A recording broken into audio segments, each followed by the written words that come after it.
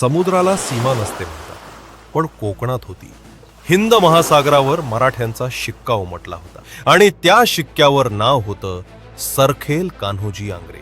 1698 मध्ये मराठा आरमाराची धुरा त्यांच्या हातात आली आणि परकीय सत्तांना इशारा मिळाला, इथून पुढे समुद्र नाही, मराठ्यांची सीमा आहे. विजयदुर्ग आणि कुलाबा हे केवळ किल्ले नव्हते, ते लाटांवरचं स्वराज्य होतं.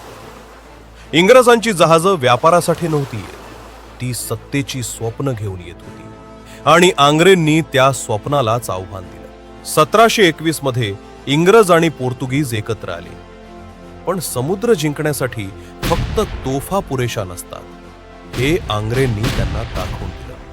इंग्रजांसाठी ते पायरेट होते, पण मराठ्यांसाठी समुद्रातले शिवाजी राजे, ज्यांनी स्वराज्याच्या सीमा समुद्रावर वाढवल्या. व्हिडिओ आवडला असेल तर लाईक आणि कमेंट करा.